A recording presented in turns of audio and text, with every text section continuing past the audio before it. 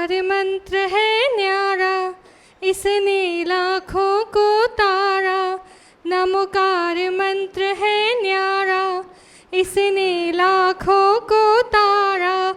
इस महामंत्र का जाप करो, भव जल से मिले किनारा। नमो अरिहंतानम, नमो सिद्धानम, नमो आयर्यानम, नमो उवझायानम, नमो लोये सव्यसाहुनम, नमो लोये सव्यसाहुनम। ऐसो पंच नमोकारो सव्य पावपनासनो, मंगलाढञ्च सव्य सिंह परमं हवै मंगलम। नमो नमो नमो नमो नमो नमो नमो नमो नमो नमो नमो नमो नमो नमो नमो नमो। बोलिए श्री शांतिनाथ भगवान की जय। बोलो तेजपुर में साक्षात विराजमान श्री अरिजीत सागर महाराज की। अब मैं महाराज जी से निवेदन करूंगा कि अपने अमृतमय वाणी से हम इस सभा को संबोधन करें। नमस्ते महाराज, नमस्ते महाराज।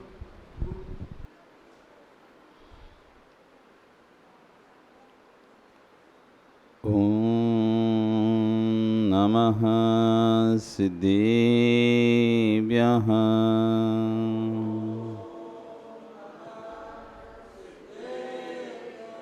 ओम नमः सिद्धेभ्यः।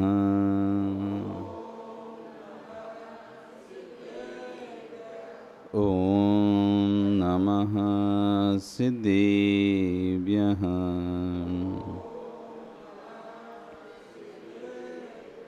तिर्यणि खग्गिणाय रुतारी मोहि सिर सिरणी बिहो।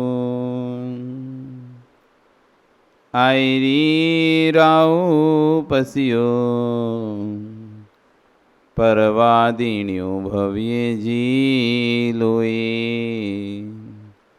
नमो अरिहंताणं, नमो सिद्धाणं, नमो आयर्याणं, नमो वज्झायाणं, नमो लोये सव्यसाहुणं।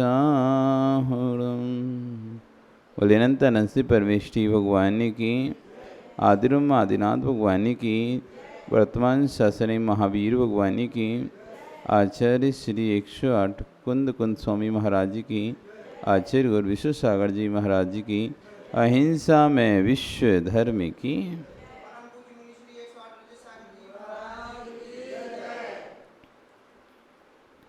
बंधु, वर्तमान शासन न्यायिक वर्धमान स्वामी के शासन में तीर्थंकर प्रभु की चरण निश्रा में बैठकर हम जिन देशना का श्रवण कर रहे हैं,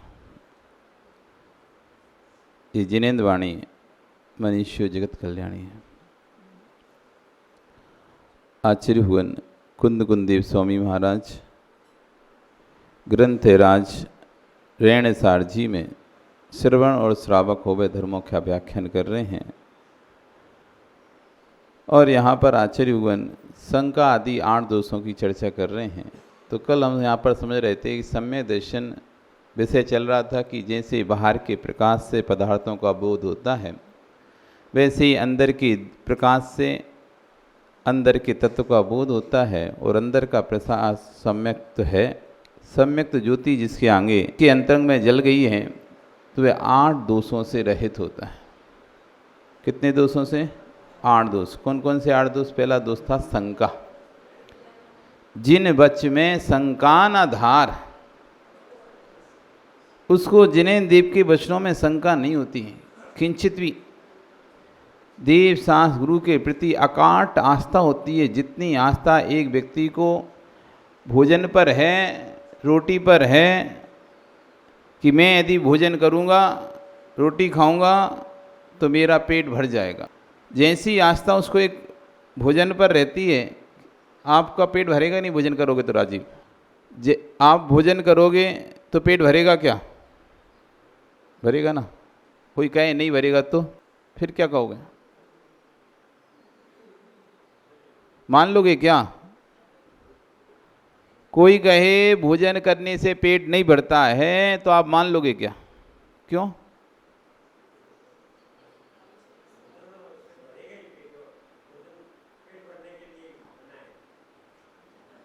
इतना विश्वास है ना। कोई 1000 सिर का आदमी आके कहे कि नहीं भोजन करने से पेट नहीं भरता है, आप मान जाओगे। कितनी आस्था है उस रोटी पर, कितनी आस्था उस रोटी पर कि रोटी खाएंगे तो नियम से पेट भरेगा, ऐसा विश्वास है। ऐसी आस्था गुरु के प्रति, प्रभु के प्रति हो जाए कि हम भगवान की भक्ति करेंगे तो हमारी दुर्गति हो ही नहीं सकती। डरता वह है जिसको आस्था नहीं होती। डरता वह है मेरा क्या होगा, मेरा क्या होगा। पेपर देने के बाद वही छात्र पूछता है कि मेरा क्या रिजल्ट आएगा, जिसको अपने ऊपर विश्वास नहीं है। जिस छात्र को अपने ऊपर विश्वास नहीं कि मैं सही लिख के आया हूँ, गलत लिख के आया हूँ, पता नहीं सही भी हो सकता है गलत भी हो सकता है, ऐसा जिसको भाव है वही पूछेगा कि बताओ मेरा रिजल्ट क्या होगा। और जिसको ये पक्का विश्वास है मैंने जो लिखा है वह सही है, 100% नंबर आएगा, कोई नहीं रोक सकता। कई प्रश्न आपने भी तो पेपर हल किए, तो जिन प्रश्नों पर आपको बिल्कुल पक्का कि ये तो पक्का सही है, आप घर में भी आके मिला के देख लिए सही है, अब यदि नंबर कम आएंगे ना तो आप लड़ बैठोगे, रीचेकिंग करा लोगे। आपको विश्वास है इतना तो नंबर मिलेगा ही मिलेगा, इससे कम तो मिल ही नहीं सकता, क्योंकि इतने तो मैं सही करके आया ही हूँ। और जिसे कुछ पता नहीं कब क्या कर आए वह सब, तो जितने मिल जाए वैसे सोचे भगवान भरोसे जितने मिल गए बहुत है। तो जिसको अपने ऊपर विश्वास है, स्वयं पर विश्वास है कि मैं करके आया हूं, तो फिर उसके अंदर कोई भय या डर नहीं होता कि पास होऊंगा कि नहीं होऊंगा।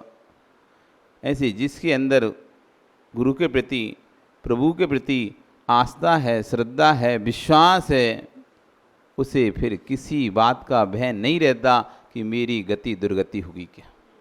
उसे पता है प्रभु के जो सच्चा भक्त है, जो सम्यक दृष्टि है, सम्यक दर्शन शुद्धा, नारक त्र्यंच नपुंसक स्त्रीत्वानी दुष्कुल विकृत अल्पायु।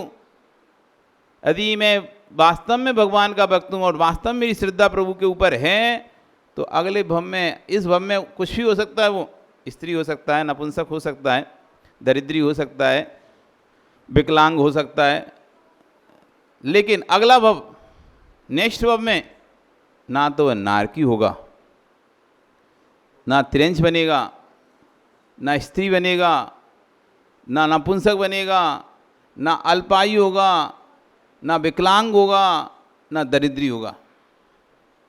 इस सम्यक दर्शन की महिमा है। किसकी महिमा है? सम्य नहीं, आस्था की।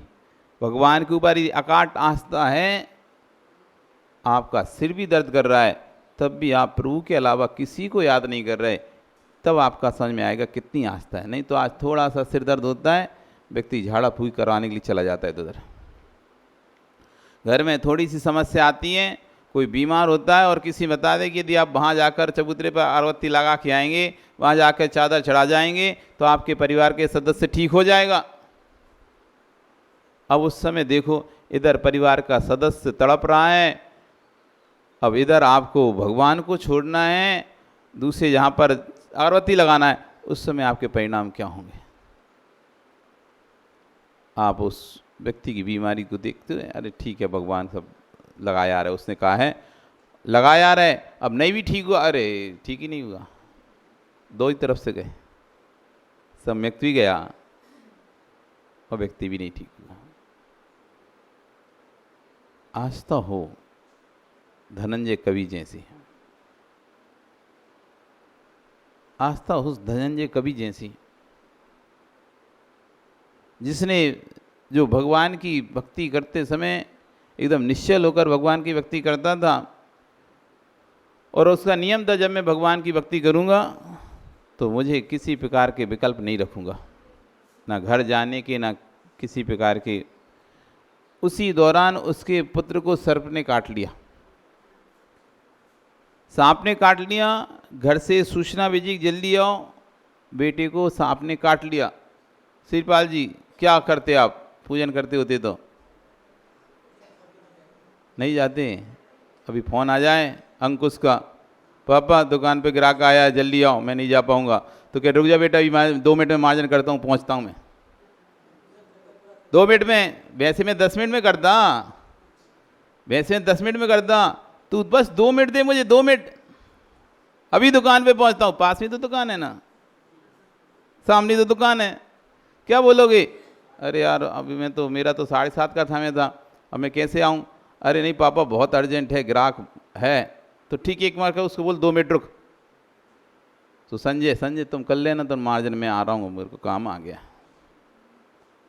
ये तुम्हारी आस्था है। जो हम समय नियत करके रखे हैं मंदिर के लिए, इतने समय तक मैं मंदिर में रहूँगा, हमें तो उसके बीच में काम आ जाएगा तो तुम समय छोड़ दोगे, उतने समय तक फिर भी रहोगे? अब बताओ श्रीपाल जी, उतने समय तक रहोगे या चले जाओगे? अरे महाराज जी पैसा पहले, हाँ वो कस्टमर चला जाएगा, लाखों रुपए का है, तो भगवान तो कहाँ भग रहे हैं, यहीं हैं, कल फिर मिल लेंगे इनसे। ये कहाँ जा रहे हैं? फोन आ गया घर से, तबीयत खराब हो गई किसी की, आप पूजन कर पाओगे फिर? फोन आ गया घर से, तबीयत खराब हो गई माता किसी की, पूजन में मन लगेगा आपका? एक क्षण भी मन नहीं लगेगा।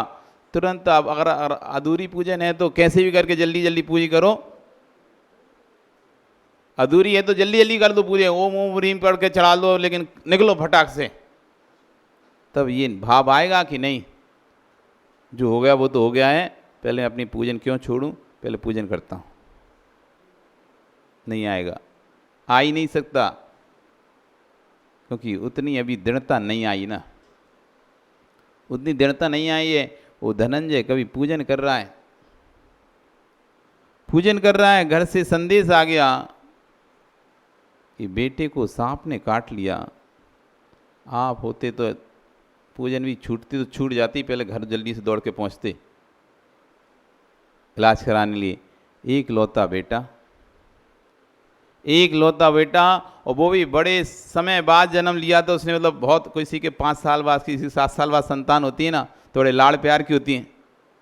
साल 2 साल में हो जाए तो ठीक ठाक है, फिर नहीं, और लंबे समय बाद हो, बहुत मन्नतें करने के बाद या बहुत पुरुषार्थ करने के बाद, उपचार करने के बाद किसी संतान हो 7-8 वर्ष में, तो फिर देखो उसको कितना लाड़ प्यार करते हैं माता पिता, करते नहीं करते? तो बहुत मुश्किल से हुई है, 1-2 संतान नष्ट हो गई हैं उनकी, उसके बाद कोई तीसरी चौथी संतान जन्म लिया हो तो बड़े लाड़ प्यार से पाते हैं। उसे कुछ भी छींक भी आती है ना, जुकाम भी होता है तो उनको बेचैनी हो जाती है। तो बड़े समय बाद एक संतान का जन्म हुआ था उनके घर में, और उसको भी सांप ने काट लिया है। माँ रो रो के बुरा हाल है, और इधर पंडित जी अपने पूजन कर रहे हैं। घर से खबर आई सर्प ने काट लिया, लेकिन उनका नियम था मैं अपनी पूजन के बाद ही कहीं जाऊंगा, नहीं जाऊंगा पूजन छोड़ के। वो अपने पूजन में मस्त रहे, जो होना था वो तो हो ही चुका था। अब एक चीज़ तो बिगड़ ही चुकी थी, अब दूसरी क्यों बिगाड़ना। और अपनी पूजन में मस्त हैं। 1 बार संदेश, 2 बार संदेश, 3 बार संदेश आया। पत्नी को हालांकि ये बात पता था, पत्नी को बात अच्छी तरह से पता था कि इनका नियम है, ये पूजन छोड़ के कभी नहीं आएंगे।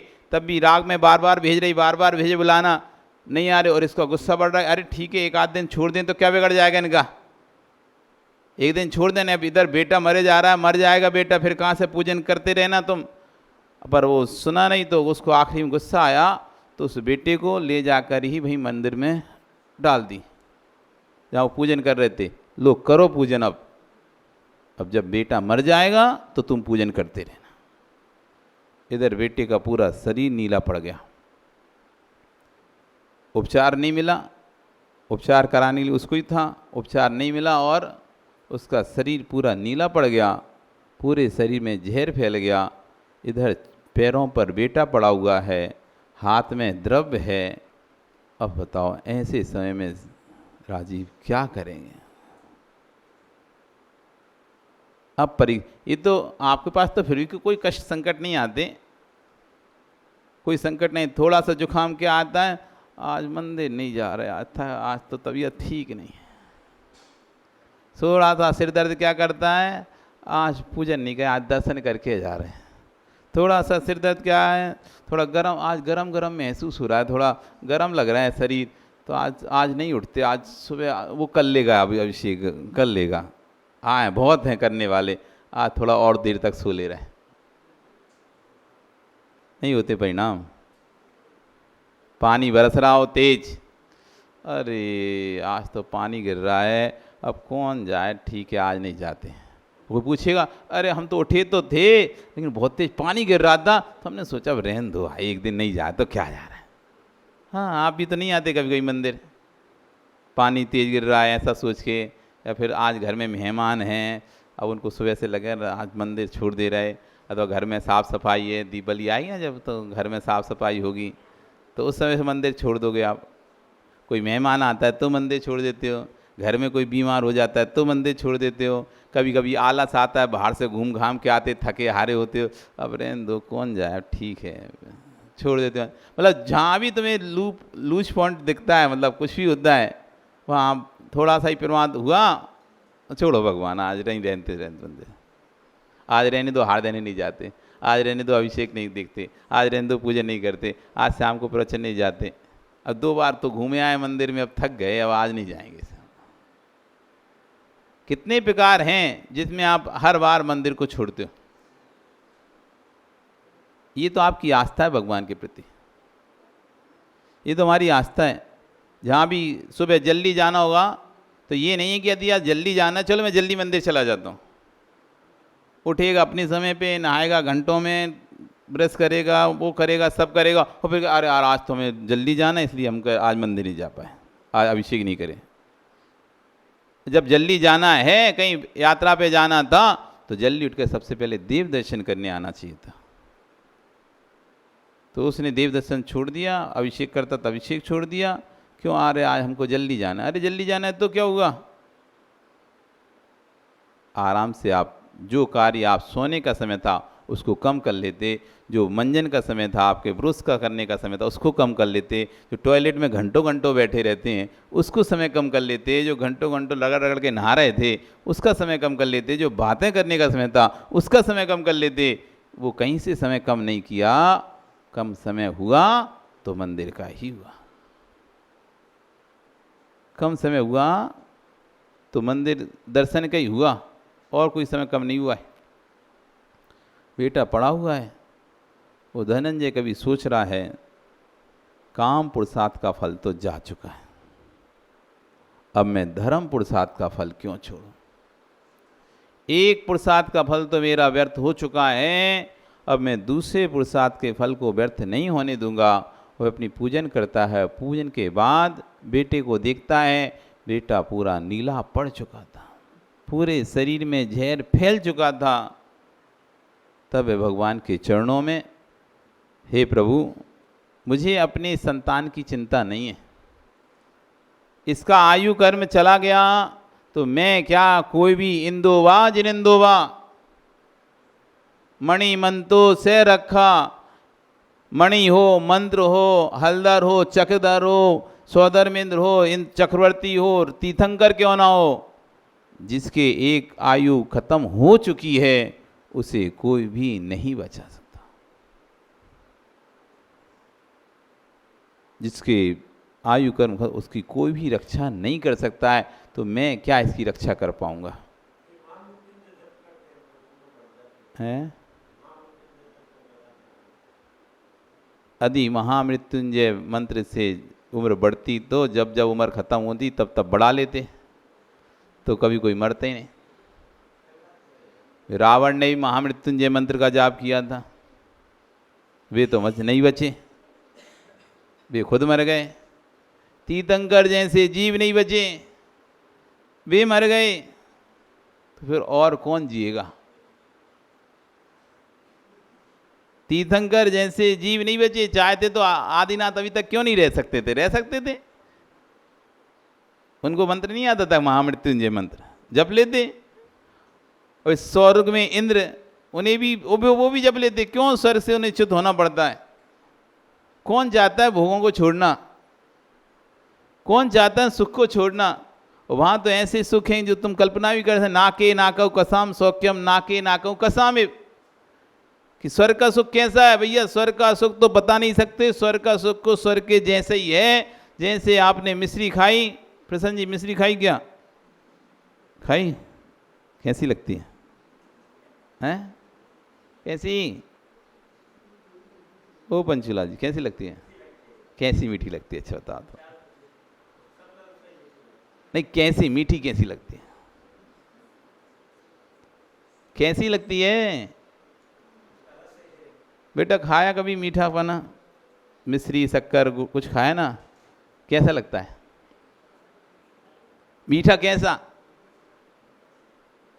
ओ सर्वज्ञ, कैसा मीठा लगता है?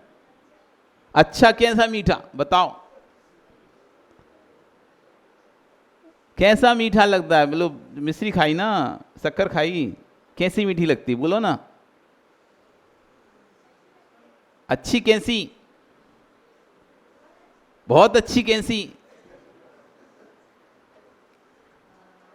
बहुत अच्छी कैसी? जब एक, तो आचार्य ने कहा जब एक शक्कर का स्वाद नहीं बता पाओगे तुम, हम स्वर्गों का आनंद क्या बता दें तुम्हें? कि स्वर्ग में किसी ने प्रश्न किया कि वहाँ पर विषय चल रहा था कि भाई धूप में इंतजार करने से अच्छा है कि छाँव में बैठ के इंतजार कर लो। अभी काल आने वाला है, पंचम काल चल रहा है, चौथा काल बाद में आएगा। तो जब चौथा काल आएगा तब आपका कल्याण होगा, तब तक तो कल्याण होगा नहीं। तो किसी ने कहा जब कल्याण होगा नहीं तो काय अभी से साधना करें? क्यों अभी से साधना करें? क्यों मुनि बने? क्यों व्रत लें? क्यों संयम लें? क्यों त्याग करें? तो आचार्यवन ने पूछा थी किसी का आपको इंतजार करना है, आपके पास दो ऑप्शन है। एक ऑप्शन है छाया में बैठ सकते हो और एक ऑप्शन है धूप में खड़े रह सकते हो। तो सर्वज्ञ कहाँ खड़े होकर इंतजार करोगे? धूप में खड़े होकर इंतजार करोगे, छाया में बैठ के इंतजार करोगे? क्यों? धूप में खड़े हो गए तो तुम्हें पीड़ा नहीं होगी क्या? कष्ट नहीं होगा? गर्मी नहीं लगेगी? तो क्या लगेगा धूप में? ठंडी है? एसी में बैठोगे, गर्मी लगेगी ना। तो गर्मी में पसीना आएगा कि नहीं आएगा? कंठ सूखेगा कि नहीं सूखेगा? गला सूखेगा कि नहीं सूखेगा? तो इससे अच्छे छाया में बैठ जाओ, ना पसीना आएगा, ना गर्मी लगेगी, ना गला सूखेगा।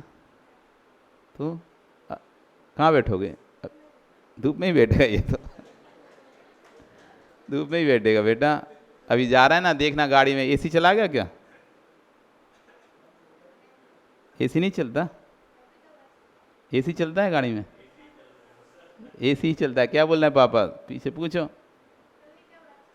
तो क्यों कभी कभार क्यों चलाते हो? तुम तो गर्मी में रहा करो। अच्छा, तो इंतजार करना है अमित, तो क्या करोगे?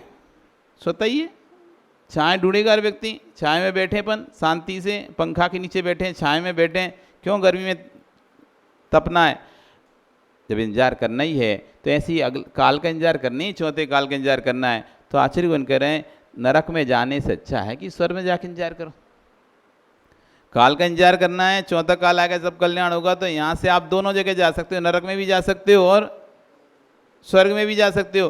तो तुम्हें कहाँ जाना है? नरक में जाना है, स्वर्ग में जाना है? तो इंतजार ही तो करना है, तो नरक में भी कर सकते हो। स्वर्ग तो तब किसी ने पूछा तो स्वर्ग में क्या है? तो कहा स्वर्ग में बहुत सुख है, आनंद है, जब तक आपका चौथा काल नहीं है, जब तक स्वर्ग। तो वहाँ का आनंद कैसा है? तब पूछा तो आचार्यवन ने कहा कि एक मिश्री का आनंद तुम बता नहीं पाओगे, फिर हम तुम्हें स्वर्ग का आनंद क्या बता दें? कि स्वर्ग के सुख कैसे होते हैं। तो स्वर्ग के सुख स्वर्ग के जैसे होते हैं, जैसे मिश्री का मीठा मिश्री के जैसा ही है, उसे शब्दों में व्याख्यान नहीं किया जा सकता, शब्दों में बताया नहीं जा सकता। ऐसी स्वर्ग के सुखों को तो यही कह सकते हैं, स्वर्ग में सुख है, उन्हें अब शब्दों में कैसे सुख हैं, ये तो भैया तुम वहाँ जाओगे सो अनुभव कर लेना, सो पता चल जाएगा कैसे सुख है। मिश्री का मीठापना कैसा है, तो ये खा लो सो पता चल जाएगा मिश्री कैसे मीठी है। हम क्या बता दें कैसे मीठी है, आप खा लोगे तो पता चल जाएगा।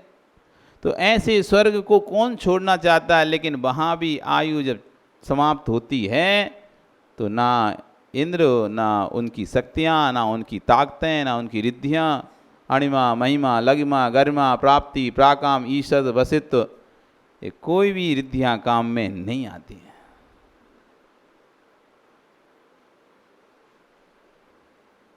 मरने वाले की कोई भी शरण नहीं है।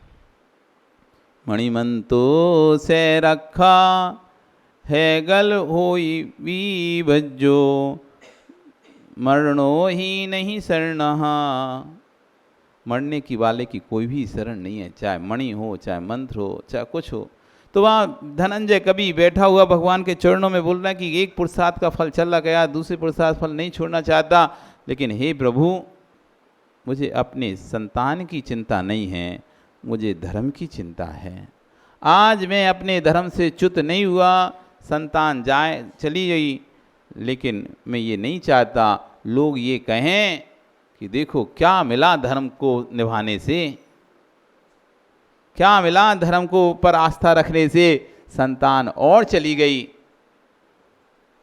मैं धर्म की हंसी नहीं चाहता हूं। और उन्होंने विषापाहार स्तुत पढ़ा और कहते हैं कि विषापाहार स्तुत पढ़ के जैसे ही उस मंत्र का जल, स्रोत का जल उस बच्चे पर छिड़का है, वो उसका पूरा जहर स्वतः ही अपने आप उतर गया और बेटा उठकर खड़ा हो गया। वो क्या कहते हैं भगवान से, विषापहारम मणिमोस धानी मंत्रम समुद्देश्य रसायनम चा भ्राम्यन्तयो स्मृति व्रजन्ति तानि नामे वितानि। हे भगवान, विषाप आहारम मणिमोस धानी मंत्रम समुद्दिश्य रसायनम चा। लो जगत में विष को तारने के लिए कोई मणि का उपयोग कर रहा है, कोई मंत्र का उपयोग कर रहा है, कोई रसायन का उपयोग कर रहा है, लेकिन किसी को पता ही नहीं है आप ही मणि हैं, आप ही मंत्र हैं और आप ही रसायन हैं। आपका नाम ही मणि है, किसी मणि की जरूरत नहीं है, किसी मंत्र की जरूरत नहीं है, किसी रसायन की जरूरत नहीं है। जो सच्चे हृदय से आपका नाम जपता है वही मणि का काम करता है, वही नाम मंत्र का काम करता है और वही नाम रसायन का काम। विषापहारम, विष को हरने वाली, मणिमोस धानी, कोई मणि को, कोई औषधानी औषधि को, मंत्रम किसी मंत्र को, रसायनम किसी रसायन का जाप कर रहा है। भ्राम्यन्त हो, भ्रमित हो रहे हैं सब लोग, कहीं किसी में कहीं किसी में, कहीं कोई इसके पीछे भाग रहा है, कोई उसके पीछे भाग रहा है, कोई औषधि के पीछे भाग रहा है, तो कोई झाड़ा फूकी के पीछे भाग रहा है, कोई किसी के पीछे आ रहा है, पर किसी को समझ में नहीं आ रहा कि हे भगवान आप ही मंत्र हैं, आप ही औषधि हैं, आप ही रसायन हैं। विश्वास, आस्था, श्रद्धा यदि आपके ऊपर होगी तो कोई भी बड़ा सा बड़ा कष्ट संकट भी आएगा तो वो भी क्षण में नष्ट हो जाएगा। इतनी आस्था होना चाहिए। डगमग पता नहीं होगा कि नहीं होगा, फिर प्रश्न यही करते हैं महाराज जी आप बोलते रहें, हम नाम जपें, भगवान के अच्छी से मंत्र उनका लेंगे, उन पर श्रद्धा करें, ऐसा तो है ना, हमारा काम तो हो जाएगा ना। हाँ, उसमें भी अब ऐसा नहीं हो बाद में काम ना हो हमारा, नहीं तो हम इधर से भी जाएं, ऐसे बोलोगे आप तो, हम इधर से भी जाएं उधर से जाएं, दोनों तरफ से चले जाएं, काम भी ना हो और हम इधर जपते रहें भगवान को, हम किसी और के पास भी ना जाएं। किसी ने बताया था वहाँ चले जाओ तुम्हारा काम हो जाएगा, अब तुमने हमारे प्रवचन सुन लिए और तुमने कहा यार महाराज जी बोले कि नहीं भगवान की भक्ति करेंगे सो ही काम हो जाएगा। अब तुम पूछने आए महाराज जी आपके प्रवचन सुने और हमने तो सोच लिया हम कहीं नहीं जाएंगे, अब भगवान की भक्ति करेंगे, पर एक मन में जिज्ञासा है, क्या हो तो जाएगा ना। यही शंका है, यही शंका नाम का दोष है। जो मन में आता ना हो तो जाएगा ना, ऐसा तो नहीं कि हम आपकी बात सुन के और वहाँ भी ना जाए और यहाँ से भी ना हो तो जाएगा ना, ये शंका है। तो आचार्य कह रहे हैं जिन मत में शंका न धार, भगवान के वचनों में किंचित मात्र भी शंका को ग्रहण नहीं करता है, वह सम्यक दृष्टि होता है, उसके अंदर शंका नाम का दोष नहीं होता, निशंकित होता है। अब जो होगा देखेंगे, वह चाहे चांडाल हो, चाहे सेठ सुदर्शन हो, चाहे अभय कुमार हो, चाहे आपके अंजन चोर हो, किसी को शंका ही नहीं थी। ठीक है, मैंने नियम लिया, चांडाल सोच रहा है नियम लिया, अब मरना तो है ही। जब राजा मानने के लिए तैयार हो ही गया है कि तुम या तो राजकुमार को फांसी लगाओ नहीं तो तुमको भी मारते हैं, तो उसका मेरा तो नियम है चतुर्दशी को फांसी नहीं लगाता, मैंने लिया है मुझराज से नियम और अपने नियम को तो मैं तोड़ूंगा नहीं। तो राजा हंस रहा है कि अरे चांडालों कोई नियम होते हैं क्या कि फांसी नहीं लगाएं चतुर्दशी और अष्टमी, ऐसा कोई नियम होता है चांडालों का? तो उसने कहा आप चाहे हंसो चाहे कुछ करो, लेकिन मैं तो आज चतुर्दशी है और आज मैं हिंसा नहीं करूंगा। और आज ही राजा के पुत्र को वहाँ फांसी होनी थी। राजा मंत्री कहते हैं लगता है ये भी पुत्र से मिला हुआ है, इसलिए नाटक कर रहा है फांसी देने से। तो राजा कहते हैं दोनों को ही फेंक दो दरिया में। फांसी देने वाला बोलता तो फांसी तो वो उसको अब कौन लगाएगा फांसी, तो दोनों के हाथ पैर बांधो और फेंक दो दरिया में। तब चांडाल ने कहा कि ठीक है, अब जब आप मार ही रहे हो हमको, तो आज से हम पूर्ण रूप से हिंसा का त्याग करते हैं। हमें विश्वास है कि जिस गुरु ने एक नियम दिया था उस नियम को हम अच्छे से पालन करेंगे, हमारी दुर्गति नहीं होगी। और अब जब मरना ही है, नियत हो ही चुका है, हाथ पैर बांध कर दरिया में फेंकना है ही आपको, तो फिर आज से मैं पूर्ण रूप से हिंसा का त्याग करता हूं। इतनी आस्था दृढ़ता आपको, आप तो अपने प्राणों को बचाते पहले, भैया ठीक है मार दे रहे कोई बात नहीं, यहाँ अपन मर जाएंगे दूसरे नहीं मारेंगे। तो उसने कहा ठीक है अब जो है सो है, और पूर्ण रूप से उसने पूरी हिंसा का त्याग कर दिया। इधर हाथ पैर बांधकर उसको फेंका जा रहा है, वो फेंका गया। इधर नगर द्वीप का आसन कंपायमान हुआ कि एक श्रद्धावान व्यक्ति जिसकी धर्म पर आस्था है उपसर्ग आया, तुरंत उसने जाकर उसको आधे हवा में ही झील लिया और सिंहासन पर बिठालकर उसकी पूजा की ऊपर ला गया। नगर जन आश्चर्यचकित हैं कि राजा का बेटा तो दरिया में गिरा और तुरंत ही उसको तो मगरमच्छों ने खा लिया, और इस व्यक्ति जो कि चंडाल है, दूसरों की हिंसा करता रहता था, उसकी देव पूजा कर रहे हैं। स्वापी देवोपी देवा स्वा जायते धर्म किल विषाद, धर्म के प्रभाव से स्वान भी देव होते देखे गए हैं और देव भी स्वान होते देखे गए। आस्था रखो, श्रद्धा रखो, संदेह मत करो किसी प्रकार का, न भगवान के ऊपर न गुरुओं के ऊपर, न भगवान के ऊपर न गुरु के ऊपर। तुम्हारा थोड़ा सा संदेह रूपी शब्द तुम्हारे सम्यक का घातक है। अरे पता नहीं वो वहाँ है, क्या कर रहा होगा, कैसा होगा, क्या था, क्या करना, ये सब फालतू के तुम्हारे दिमाग में जो आते ना विचार, ये तुम्हारे उस व्यक्ति के घातक नहीं है, ये तुम्हारे सम्यक के घातक है। आपको किसी के प्रति यदि विचार आ रहे हैं, वो क्या कर रहा है, वो अकेला बैठा है, क्या कर रहा होगा, कौन गया है, कौन आया, ऐसा दिमाग में तुम्हारे चल रहा है, तो उसका घात नहीं करेगा। ये किसका घात करेगा? हमारे ही सम्यक का घात करेगा और हमको ही दुर्गति में लेके जाएगा। सामने वाला तो अपने कर्मों से गति सुगति जाएगा ही जाएगा, उसकी तो जो गति सुगति जो होना है उसके कर्माधीन है, होगी। लेकिन यदि हम अंदर में शंका करते हैं, किसी पर संशय करते हैं, किसी के ऊपर आरोप प्रत्यारोप करते हैं या उसके भाव लाते हैं अंदर में, तो आपका सम्यक तो गया, उसका गया नहीं गया वो तो अंतरंग की कर्म प्रकृति का विषय है। हो सकता है जिसे आप बुरा समझ रहे हो वो तुम्हारी नजर में बुरा हो, लेकिन कर्म सिद्धांत में उसके लिए, अब जैसे कहते हैं ना चांडाल, अब आपकी नजर में तो चांडाल बुरा ही होगा, लेकिन कर्म सिद्धांत में बुरा नहीं था। कर्म सिद्धांत वो सम्यक दृष्टि हो चुका था। जिसे आप बुरा देख रहे थे वो कर्म सिद्धांत कह रहे, वो तो आस्था करके, नियम पर, व्रत पर आस्था करके वो तो सम्यक दृष्टि हो चुका और उसने अपना कल्याण कर लिया, और आप उसे चांडाल देखते ही रह गए। अंजन चोर को आप अंजन चोर ही देखते रह गए, वे तो निरंजन हो गए। हम उसे सप्तव्यसनी ही देख रहे हैं। आज भी हम यही कहते हैं अंजन चोर, अंजन चोर। तुम अंजन चोर ही देखते रहो और अपने परिणाम खराब करते रहो, वो तो निरंजन हो गया, वो तो निरंजन हो गया।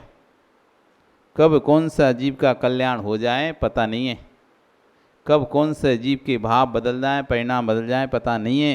इसलिए किसी के बारे में भी अशुभ मत सोचो, अशुभ मत बोलो, अशुभ चिंतन नहीं करो, अशुभ क्रिया नहीं करो, अशुभ मुँह से वचन व्यवहार मत करो, क्योंकि नहीं पता कब कौन आगे भगवान बनेगा। ना तो आपका पता है ना हमारा पता है। हो सकता है आप आज यहाँ और हम यहाँ हैं, तो हम चले जाएं निगोद में और आप चले जाओ सिद्धालय में। किसी का पर्याय हमें तो नहीं पता ना, हमें अपनी नहीं पता तो किसी और दूसरी पर्याय क्या पता होगी। पर हम ऐसे छद्मस्त अभागे पागल हैं जो दूसरों की पर्याय को पहले से नियत कर लेते हैं, ये तो नरक ही जाएगा, ये तो नरक ही जाएगा, इतना पाप कर रहे हैं तो नरक ही जाएगा, ये तो स्वर्ग ही जाएगा। तुम जैसे स्वर्ग जाने का सोच रहे वो नरक चला गया, और जो नरक की जिसकी सोच रहे थे वो स्वर्ग चला गया। परिणामों का विचित्र खेल है। कर्म सिद्धांत बहुत ही विचित्र है। वो किसी पैसे वाले का नहीं है, किसी गरीब का नहीं है। वहाँ कोई रिश्वत नहीं है, वहाँ कोई धन दौलत नहीं है, कोई सोर्स नहीं है, कोई चूना लगाने वाला काम नहीं है, कोई चापलूसी नहीं है वहाँ पर। वहाँ तो जो है आपका समय हो गया।